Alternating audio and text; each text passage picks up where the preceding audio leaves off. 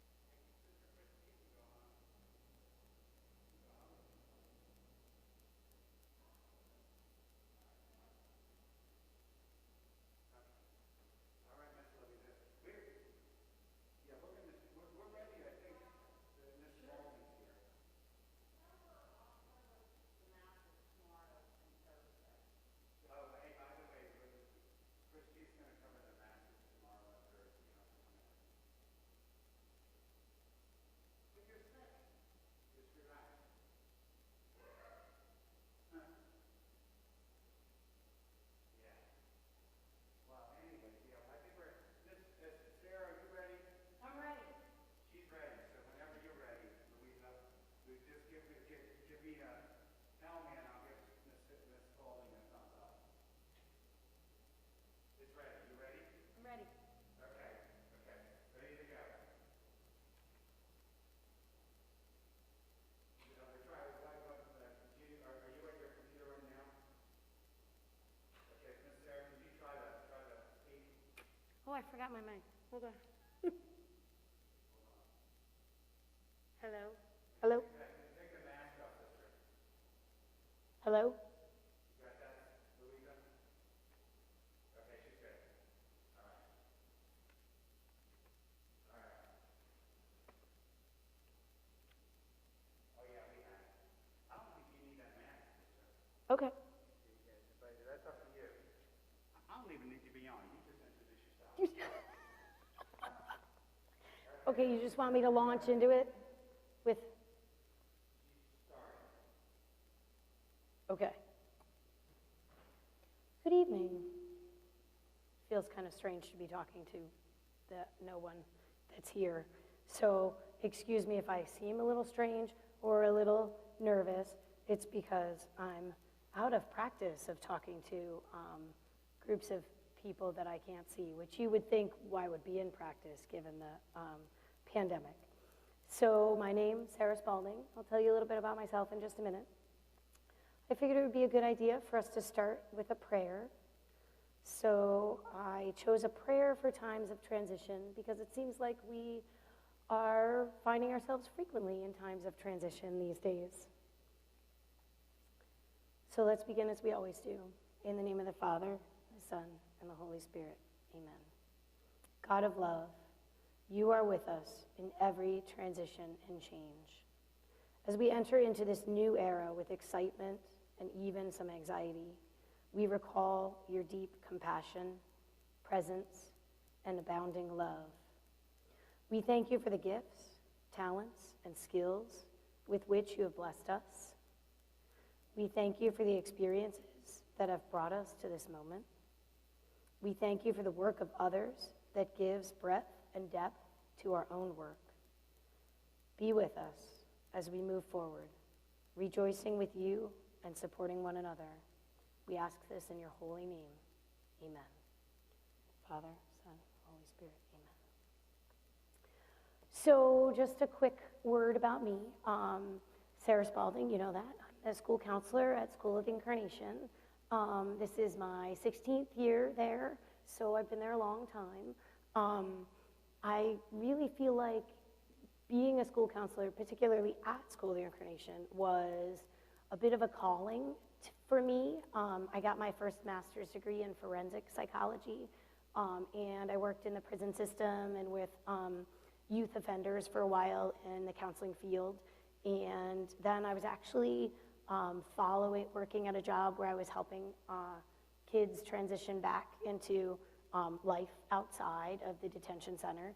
And I was doing some school visits, and I felt just drawn to being at a school. So I got another master's in education, and then I was working at a detention center, and I was at church at St. Joe's, which was my parish before I moved to Pasadena, and I heard that School of the Incarnation was looking for a school counselor, and it was literally as though God told me that that was where I needed to be.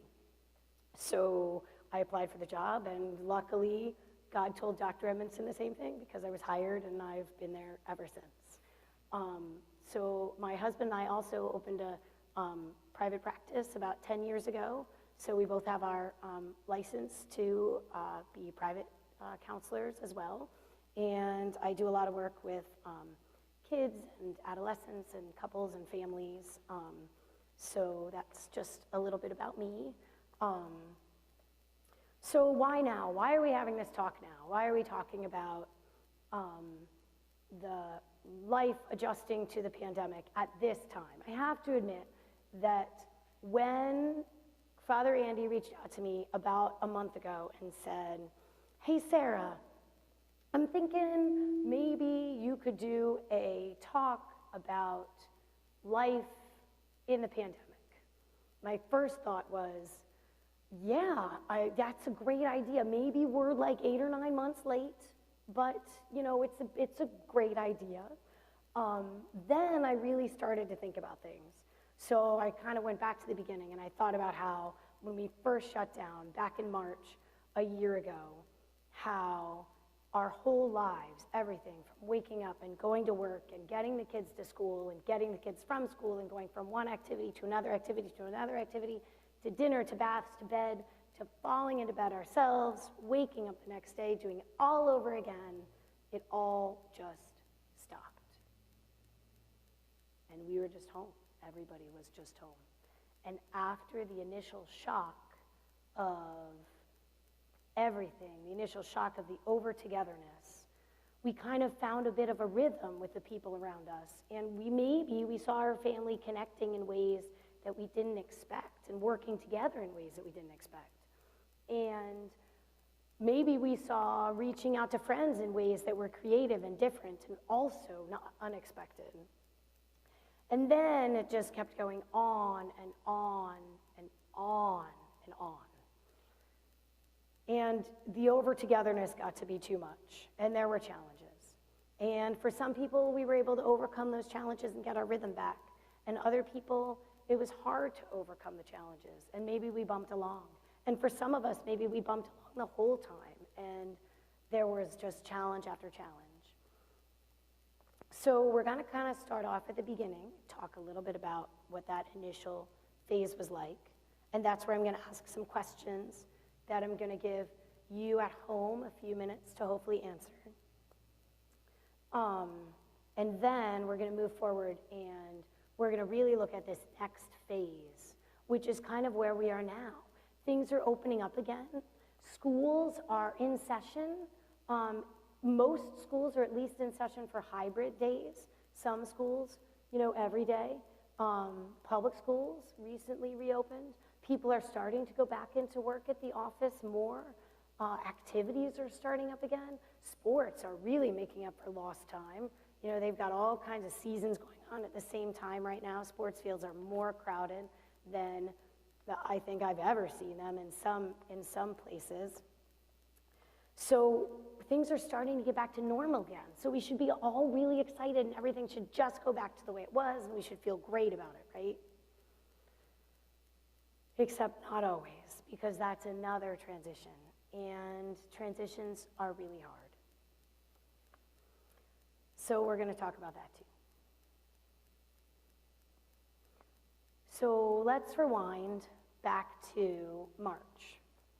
Take a minute, and I'm going to give you a minute. I'm going to pause up here for maybe 3 minutes. I'll have to count in my head so I don't just rush ahead.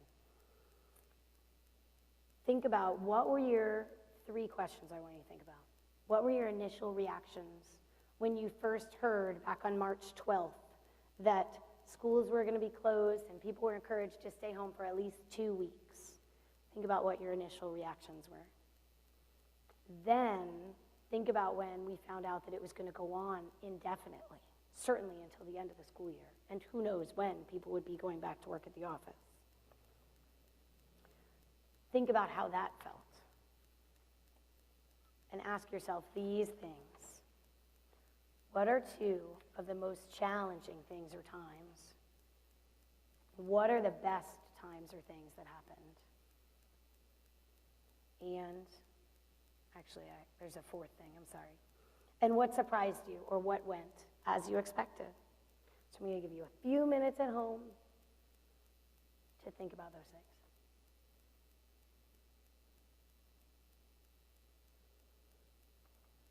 While I get some water.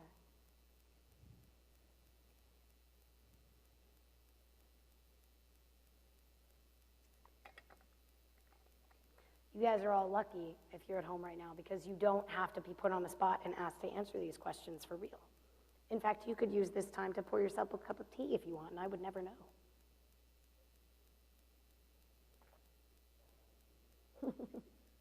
Or have a beer or a glass of wine, that's true.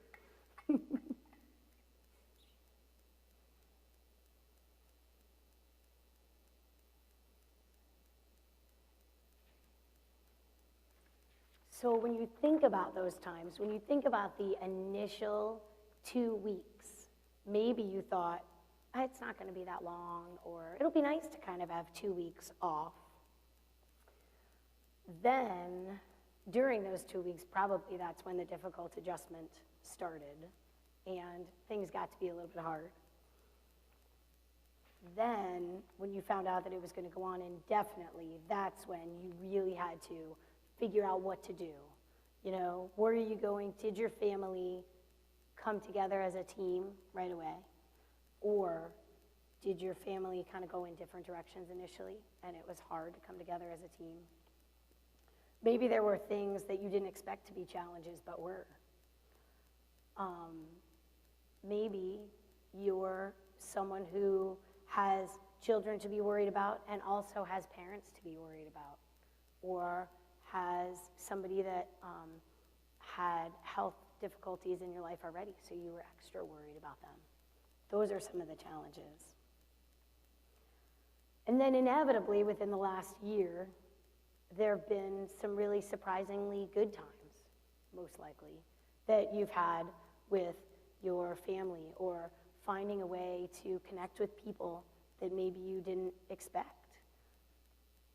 I have to say that over the last year, people figured out ways to celebrate everything or most things that happened in their lives that were worth celebrating, just not in the ways that they thought they were going to. I felt a little bit like we were the Who's down in Whoville, and the COVID-19 was kind of like the Grinch, We kept our spirits alive as best we could and celebrated in the best ways that we can. So think about that too. Think about how you overcame some challenging things. how you were resilient. And now we're going to turn to readjusting, because that's really what's happening right now. Everyone's being asked to readjust. And even good transitions. You know, if you think back to the good transitions in your life, whatever they were, graduating from high school or college or graduate school, starting a family, getting married, all of those, even good transitions, were still difficult. They were still transitions. And so this time, even though we're adjusting to good things, to life kind of getting a little bit back to normal, even though we're a little trepidatious because, you know, things open up and then they close back down, and then they open up and then they close back down. But even now, even the good things are still a transition. I remember when school first started for us, because I'm at School of the Incarnation, we started school in August, and, you know, just getting used to, even though no other activities were going on, just getting used to going back to school. I still remember a text that I sent one of my good friends, asked me, you know, how are you doing with going back to school? Are you so excited? And it was about a week or two in, and I texted back and I said, actually, I'm fair to middling at best. I'm having a really hard time just figuring out how I'm going to do my chores and my, you know, take care of my kids and get to work every day, and just getting used to this life that I said I wanted. Because I know that when we were all stuck at home with so much togetherness, we longed for everything that was normal again. Everything that we used to complain about, we wanted back. And now that it's coming back, it's hard. It was hard to adjust. Then, you know, you get a rhythm and things start to make sense and fall into place. And now it's adding, you know, additional activities to it. For those people whose children were in public school, now might be even more of a transition time because the schools stayed closed for longer. So not only are you adjusting to going back to school, but you might also be adjusting to going back into the office, where you're just starting to go back into the office now, and putting activities on top of that. Kind of all of those responsibilities and adjustments are coming at the same time. So I want to turn for a minute to look at how this time of adjusting, of readjusting to normal life, this new normal that we have, of still maintaining some social distance, wearing a mask when we're out in public around other people, and how our children might be adjusting to all of the things that they said they wanted. You know, getting to see their friends so much more frequently, going back to school, starting soccer again, getting back into their drama activities or their band. All of those things that were virtual for a long time or not existence for a long time, and now they're coming back and kind of adjusting to those things. And also, for some of us with older children that are in high school, and certainly seniors in high school, understanding that their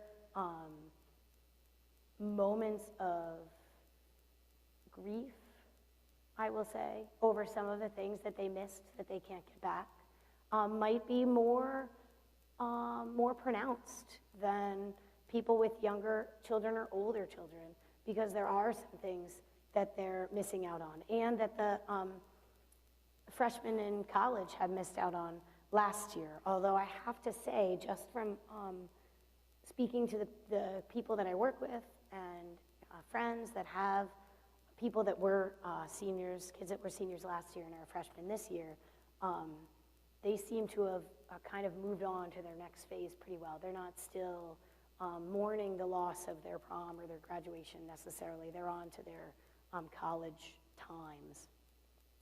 But the students that are in their senior year in high school, I do feel like we need to take a moment and really think about them, because they missed out on a lot of things their senior year that they should have had, and a lot of things that their that kids that are freshmen in college now did get to have from the beginning of the year and things like that.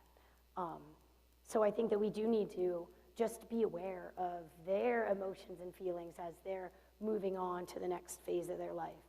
And also keep in mind, I'm finding now, while I'm on the topic of seniors in high school, I'm finding just in my own experience of seniors that I'm working with that, and I think from what I can tell, it seems to be partially due to them not having as much togetherness as they would normally, but they really, many of them, not all of them, feel like whatever they do next is going to kind of make or break the rest of their life. It seems like there's always pressure when you're a senior in high school to know what you're doing next and where you're going to go to college or what you're going to do for the next phase of your life.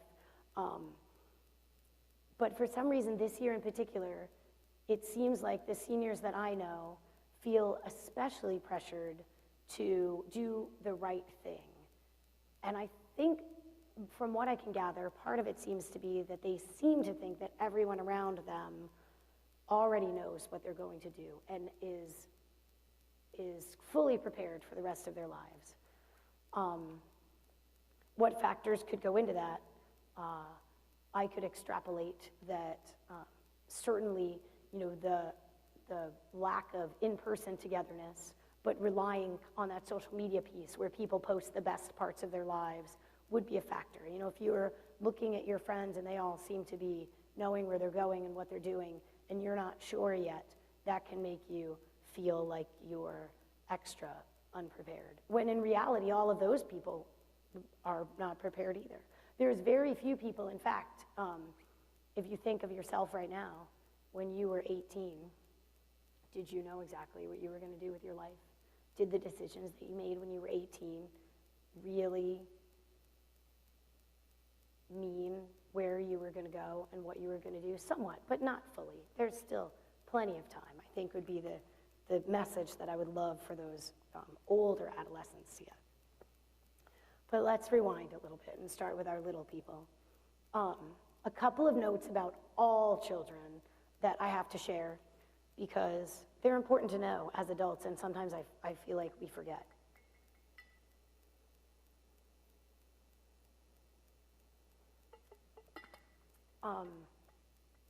And before I even get there, I have to say, when I was researching this talk, and also in the beginning of the year, I did a lot of research on returning to school after the pandemic, and when I was researching for this talk now, I found a lot of information on adjusting to life at home and to the pandemic. And I can honestly say that there's not very many articles on adjusting to life after the pandemic, getting used to the transition of not being home and being together as much as we were. So we're really trendsetters here at Holy Family to be, talking about this transition back. So that's awesome. Actually, Father Andy had a great idea when he reached out to me a month ago. So a couple of notes about kids that are important to remember. First of all, they naturally have trouble regulating their emotions. And that is from, toddlers all the way up to, people in their 20s. Your emotional regulation part of your brain doesn't fully develop until you're in your early 20s. Those of us that are older can think back and be like, I could see how that's true. I definitely made some decisions in my early 20s that showed that I did not do a great job regulating my emotions. It's also important to remember that children and even some teenagers have trouble with the concept of time. So that can be up to us to kind of remind them of time. Even school-age children, and like I said, some teenagers may think that they have a vast amount of time when in fact they just have a short period of time. Think about when your kids are getting ready for school in the morning, they may seem to feel as though they have plenty of time, but in fact, things need to be moving along quicker. And the last thing that I want you to kind of note as we go through the different ages and some behaviors that you might see in your children as they kind of transition back to life. Note some common themes, because a lot of times the way that young children act, the themes of their kind of acting out can be very similar to the way that teenagers can act out too. It just looks a little bit different sometimes. So with the preschooler, this age I feel like is especially tricky right now, returning to life after the pandemic as well. I feel like the kind of the bookends of children are having the most difficulty. The reason why I say that is because the preschool age kids, so 2 to 5, and even younger than that, they missed a lot of socialization, socialization opportunities. Whereas it's somewhat easier, although very different, to get your school age child or your teenager child, or us as adults, to connect with others online and have virtual get-togethers and even virtual play dates for, your 6 and your 7-year-olds. When your child is very young and a toddler or a preschooler, it's hard to get them virtually connected. And so they missed a lot of developmental things that are important, a lot of challenges that they needed to be working on, like simple things like sharing and taking turns and being able to interact with other people appropriately, because think about the way that we interact with our siblings is very different than the way that we interact with our friends. Or even us as parents, the way we interact with our spouse is different than the way we interact with our friends. So they missed out on that. The good news is that everyone missed out on that. So it's not just your small child that missed out on it. It's all their friends too. So they're sort of all having to play catch up now. The other good news is that kids are really fast learners, especially when they start to be able to have that interaction with each other. They pick things up, the majority of them pick things up pretty quickly. So in that respect, that's very good news. But also something that you should keep in mind, and certainly something that I'm sure that their daycare providers and preschool teachers have in their minds too, that these younger children really missed out on those important pieces of interacting with each other. So things that you might see in your young child as they kind of get used to life going back to normal is an increased clinginess or whininess. Now I know sometimes kids go through whiny phases anyway, but or clingy phases anyway, but this would be an increased level of that. You might also see a little bit more of separation anxiety that you had seen in the past. Maybe your 4-year-old separated fine from you when he was 3, but now that he's 4 and has been together with you for so long, it's hard to separate again. And then, of course, along with that, going right back to emotional control, the increased temper tantrums. You might notice that over little things that maybe wouldn't have been a big deal before, now you might see more temper tantrums and more irritability. It might come out, their stress to the time of transition might come out with more irritability or difficulty towards regular routines. Bath time was the same every day, and now all of a sudden they're having a hard time with it, or they don't want to do it more so than they had previously. And then, of course, you'll notice that we talked about before, just that you might see that it's more difficult than you would expect for them to get used to sharing and taking turns with others and things like that.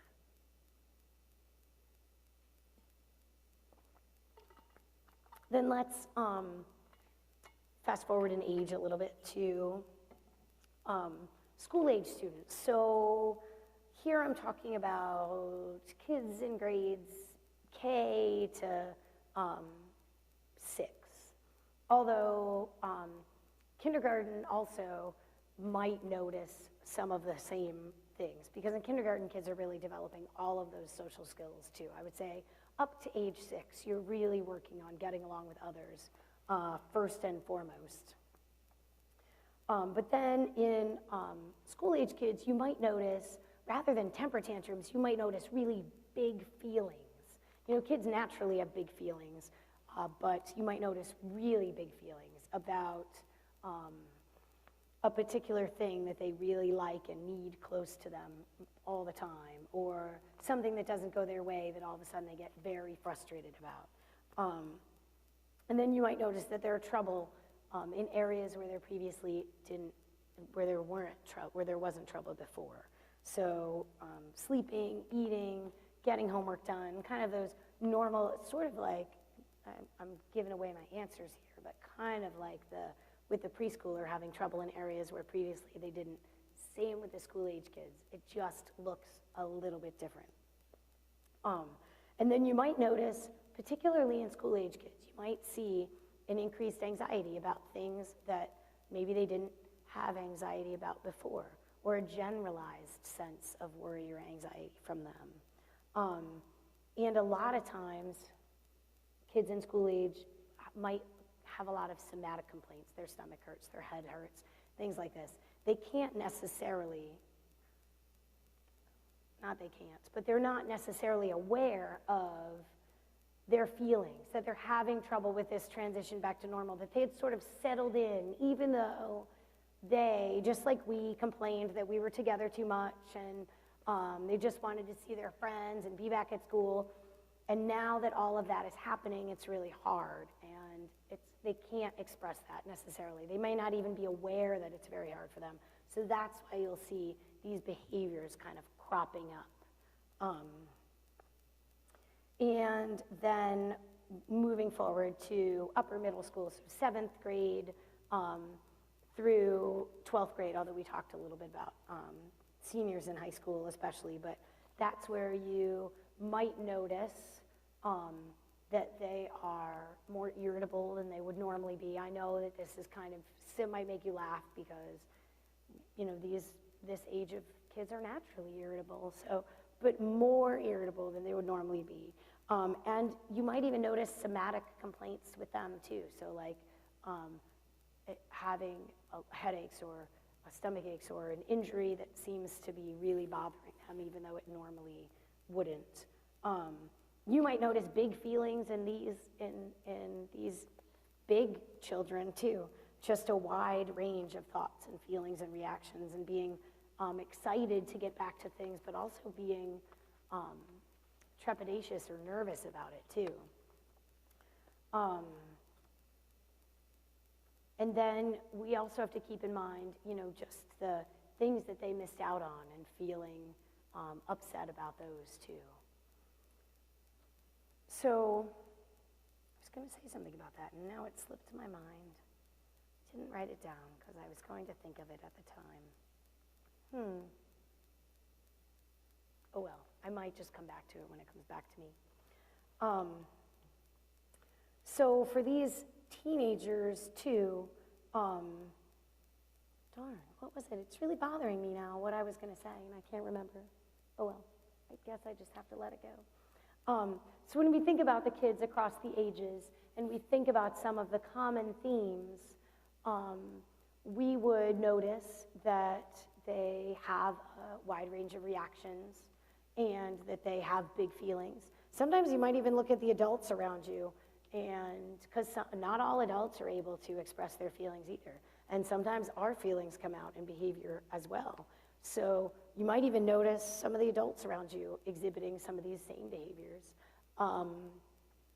and complaining more or feeling withdrawn, kind of those types of things are things that you're looking for, just signs that somebody might be stressed with a change. Again, these aren't abnormal signs, they're just things that are important for us to be aware of in each other.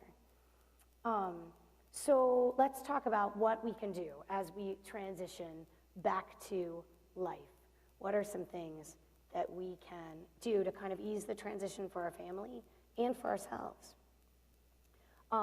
One thing is that I think it's really important and also okay to think about, as you get back to life now, think about what you miss from quarantine, we call it in my house, but think about what you miss from quarantine time, from the time that you had to be together.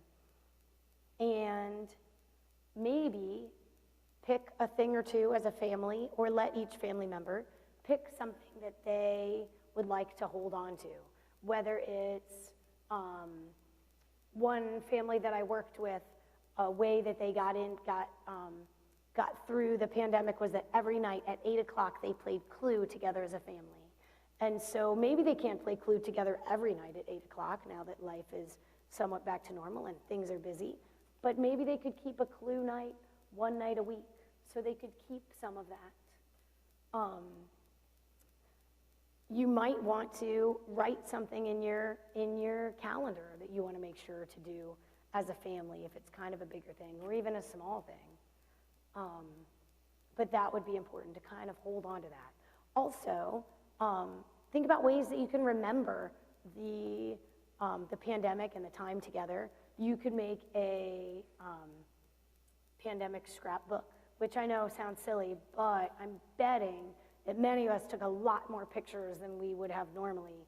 And so you could take some of those pictures and put them in a scrapbook so you could remember this time together. You could even make a time capsule if you want to be really creative and felt like digging in your backyard and putting a box in there to be dug out later with just some things that you wanted to remember. Those are kind of just fun things to do as a family to remember the time that you had together. Because it wasn't all bad. I mean, sometimes were hard, but then sometimes we're okay. Then just a quick word about routine too. So just like, I know there's a lot of emphasis on being flexible today, and I am all about flexibility. It's great to be flexible within reason, if that makes sense. So it's good to be flexible as long as you have that routine that you do typically. In other words, let's say that your routine is, having dinner together most nights, or spending a little bit of time together before bed, or whatever your routine is. If that's what you do most days, then it's easier to be able to be flexible on days that you can't necessarily do that, and to kind of work together, turn towards each other, and work as a team to be flexible together. But keep your routine strong where you can, even if it's just, dinner on Sundays. But try to keep at least, of course, routines are easier for people with younger children as opposed to older children, because younger children have, the bedtime routine and the bath routine and a lot more routines. But everybody has their routines, even adults, and it gives us a sense of comfort, even when some things are changing, to keep some things the same. That helps us to be able to transition. When kids are having a rough time, or when you notice that they seem to be struggling with the transition, schedule a little bit of special time, I would say, which could be just 10 or 15 minutes. And then, now, of course, this will work for children that want to still spend time with their parents. Some, once they're teenagers, maybe they don't want to hang out with you, and that's okay. Maybe they'd prefer their special time to be just with themselves. That's okay too, as long as actually, hold on just a minute.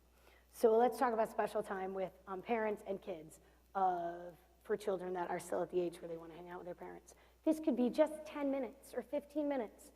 Set a timer, and you do whatever your child wants to do during that time.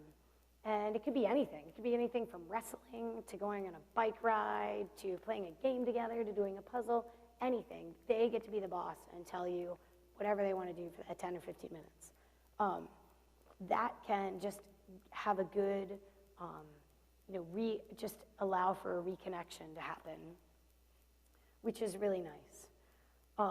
For your older child, if they seem to be struggling, you can definitely ask a lot of open-ended questions. Just say what you've observed and ask them how they're doing. So in other words, let's say that I noticed my older daughter, I have two daughters, one is 12 and one is 9, so not so much older, but older enough. let's say that I notice that she is losing her temper a lot more lately. I might say something like, at a time when she's calm, not when she's in the middle of losing her temper, I might say something like, I've noticed that you're really losing your temper a lot lately. What's going on? Now, I'll be honest. Sometimes my own child is like, stop talking to me like you're a counselor. So maybe don't phrase it quite like that. But the idea is, say what you've noticed and then give them an open-ended question. So it's giving them an opportunity to be able to talk to you. Then you could ask them this question that I think is really important, and parents, frequently we forget. What can I do to help you with that? Sometimes the answer might surprise you. Sometimes even older adolescents that I've worked with, 18, 19-year-olds, really still want their parent just to be there with them when they're having a really hard time. Sometimes they might, again, even older adolescents, might want their parent to read them a book to distract them, or to ask them to spend some time watching TV together. So ask them, what can I do to help you with that? That, even if their answer is nothing, and then they walk away, they still know that you're there for them, that you're keeping the door open if they need you. So those open-ended questions of kind of being there to help out can be really helpful. Something else that's really important as we transition is that as adults, it's important to allow ourselves to be stressed too. I mean, we're people, right? Especially those of us that have kids that we're worried about and parents that are getting older and we're worried about. That can be very stressful. And it's okay to show your family that you are stressed. It's okay to talk about that. At the same time, ideally, you want to model those good coping skills. So making sure that you're getting enough exercise and drinking enough water and trying to get enough sleep and talking about how you're doing and feeling, but not completely losing it. So somewhere kind of in the middle. Like, it's definitely okay to be stressed. And it's okay to lose it a little bit sometimes, because again, we're people, and that's sort of how God made us. We can't be completely in control all the time. But keep in mind to put your own oxygen mask on first. When you're in an airplane and maybe you remember back in the day when occasionally we used to fly, and they give you that safety talk in the beginning, and they say, if we were to lose cabin pressure, the oxygen masks will come down. If you're sitting next to a small child, put your own oxygen mask on first, and then put the child's oxygen mask on. If you don't put your own oxygen mask on first, you will pass out. They don't tell you this in the safety talk in the airplane, but you will pass out from lack of oxygen before you can help the person next to you. So that's why it's really important to remember that in your own life, to do those self-care things that you know you need to do to help yourself to feel better, especially as you are transitioning back into our new normal of life and adding more activities onto your schedule. And the last thing is to think about using a mantra to help you. You could use a mantra is just something that you tell yourself when you're feeling stressed, that you tell yourself over and over again. It's a simple phrase, and it sort of helps you to be less stressed. You could use a prayer or a Bible verse for this. A prayer that I like to use is that beginning part of the Serenity Prayer, where it says, give me now I can't remember because I'm standing up here. Hold on. Thank you. Grant me the serenity to accept the things I cannot change, and the courage to change the things I can, and the wisdom to know the difference. And then you could take that and you could look at this situation, and you could think about all the things that you can't change about the situation, and you could give those to God. Then you could think about the one or two little things that you could change in the situation. Because in any situation, even one where you have very little control, there's always at least one or two little things that you can control, even if it's just the way you're looking at things. Then you pick one or two of those little things that you can control, and you try to make a step to do that. But it's important for that last piece too, the wisdom to know the difference, because sometimes, especially as a parent, you want so much to help your kids to make good choices and to feel better and things to be okay with them. And then you might worry about your parents if you have older parents and helping things to be okay with them. And there's a lot of that you can't control. You can't control the health of the people around you, and you can't make your children have an okay time or always feel okay. In fact, it's not a good idea for your children to always feel okay, because that's not life. They're not always going to feel okay. And that's, in my opinion, one of the hardest things about being a parent is allowing your child to not feel okay. I hate it, but I know it's important to do. Just two other real quick ideas for mantra if you needed it.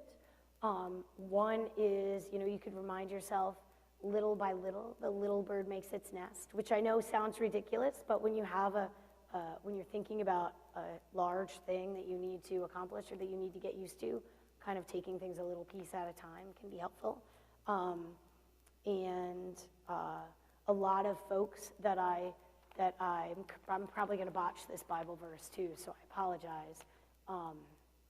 But a lot of people use that Bible verse that goes something along the lines of, I can do all things through God who strengthens me. And that can be really helpful too when you're feeling overwhelmed. Just to kind of use those phrases to anchor yourself and help yourself get through this time of change. So, I don't know what time it is or how much time I took. I hope I'm okay. Okay, great. Well, that's all I have. I hope that whoever was out there listening really enjoyed my talk. Again, my name is Sarah Spaulding, and have a great night. Thanks.